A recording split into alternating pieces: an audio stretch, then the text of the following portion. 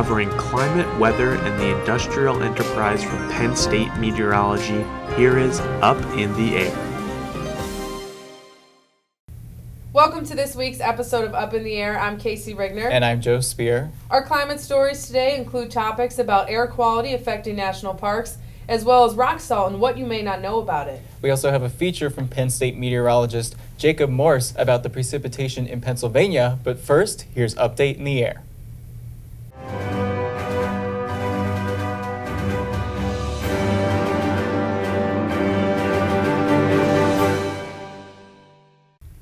Scientists recently discovered and explored a hydrothermal field at 2,000 meters deep in the Gulf of California where towering mineral structures serve as biological hotspots for life.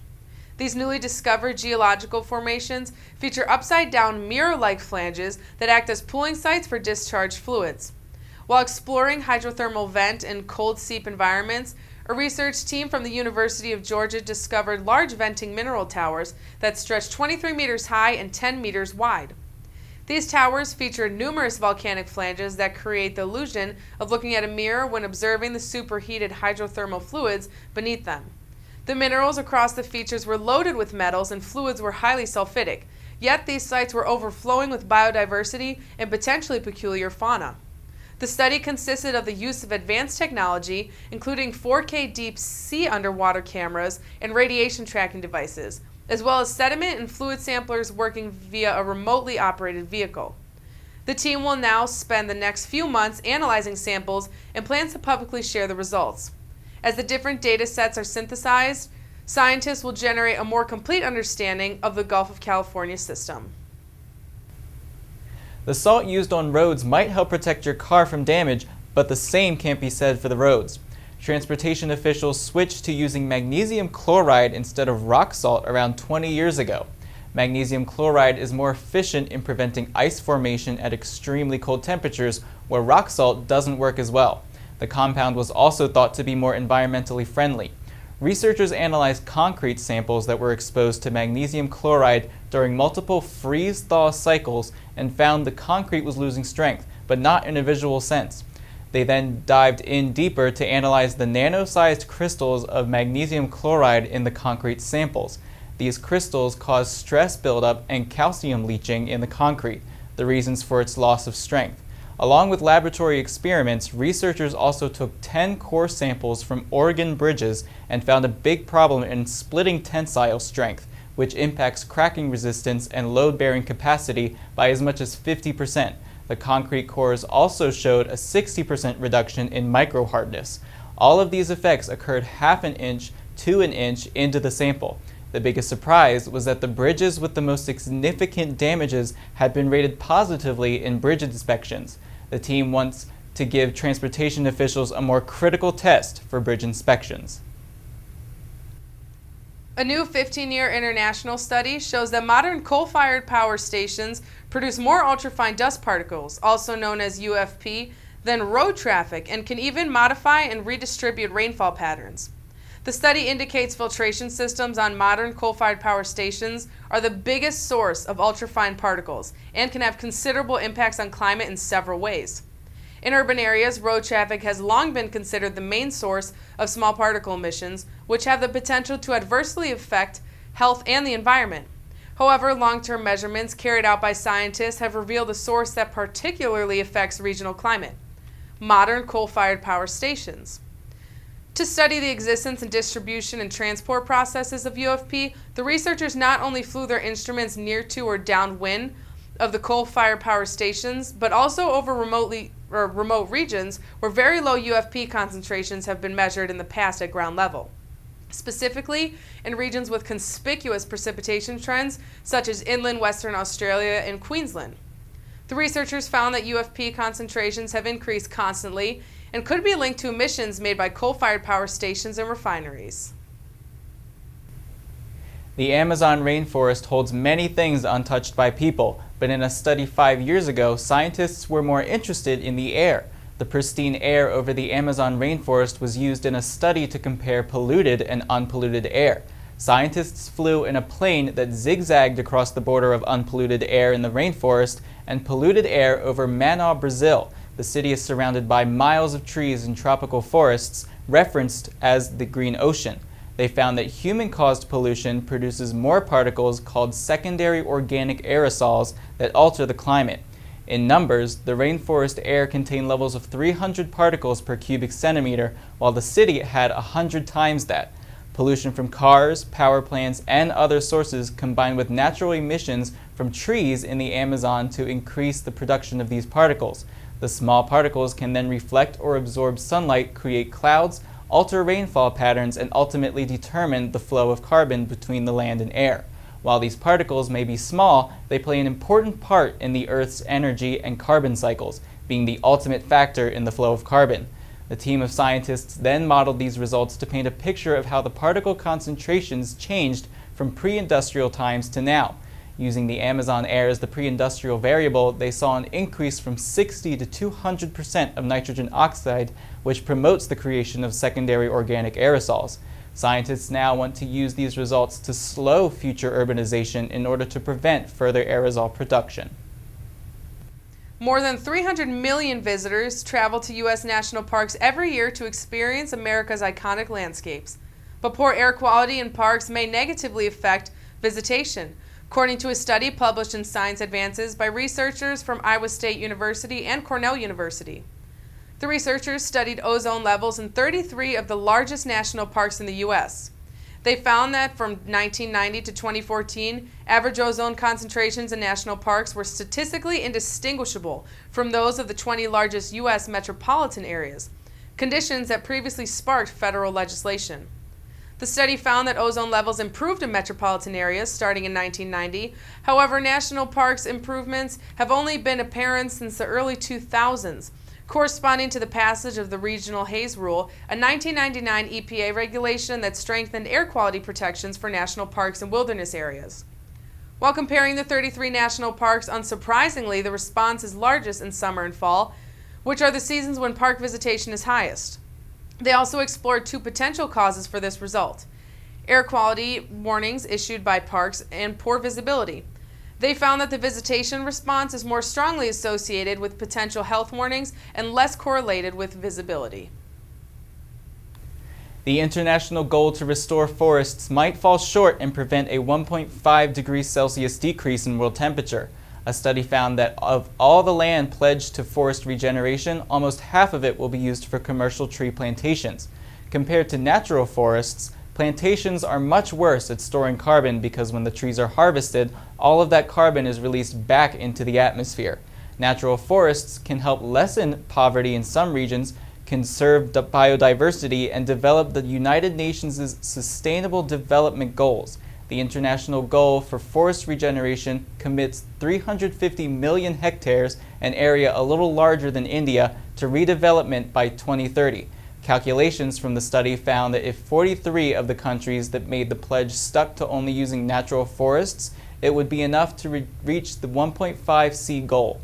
The 43 countries located in the tropics and subtropics, because of how fast trees grow there, already contribute 292 million hectares to the goal. In the ideal goal of using only natural forests, 42 billion tons of carbon would be removed by 2100. In the current goal, with 45% being plantations, 34% being natural, and 21% being a combination of trees and crops, 16 billion tons would be removed. If only plantations were used, only 1 billion tons would be removed. Redeveloping forests isn't the only thing that will reduce carbon. Emissions from fossil fuels and deforestation will all need to stop. The team has proposed a 4-step process to ensure forest regeneration success. First, have natural forests be the primary redevelopment. Second, redevelopment more in the tropics and subtropics. Third, regenerate degrading forests. And finally, once a forest is restored, protect it.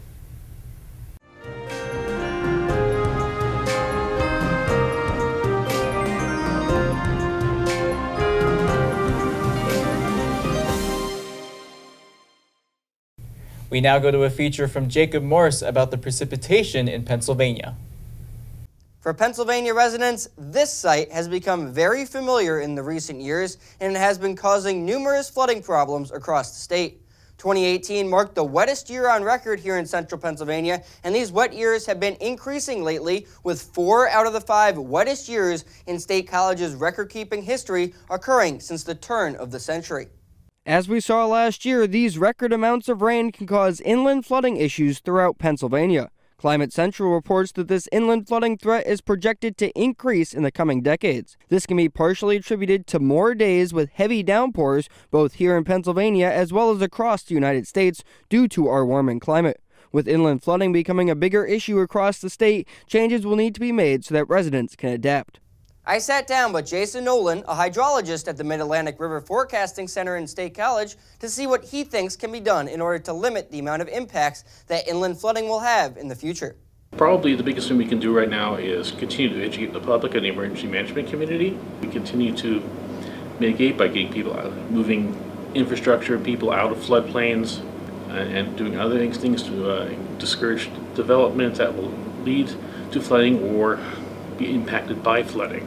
Jason thinks that some people will move out of flood-prone areas in the coming decades, but he also believes that residents of central Pennsylvania will be able to adapt to our changing climate. This sort of change was not going to happen overnight. It'll be slow enough. We can figure out how to adapt our rules, regulations, laws, daily routines, and then the like.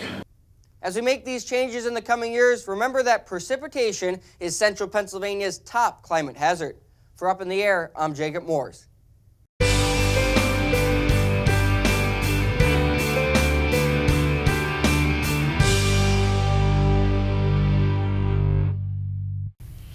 Welcome back to the show. Well, Kasey, this past weekend was pretty nice. We had some temperatures reaching up into the mid-60s, and we even had some sun poke through. We did. The highlight of my weekend, though, other than the weather on Saturday, was Friday night. The Jonas Brothers were in town. Downtown, people waiting in line did have to deal with some rain, but I'm sure if they made it inside, it was all worth it. We had a great day Saturday. It was warm. It was sunny. So, Ryan, tell us, will this Saturday for the blue and white game be sunny as well? Well, Kasey, I do have that, but you're going to have to wait just a second. But first off, it is spring, and the pollen is starting to come up, and that's why I'm sounding like this. And if I cough during this, just please bear with me. But for the average temperature of today, April 11th, this fine Thursday, is around 58 degrees, which is well below what we saw earlier in the week for Monday, which was around 72.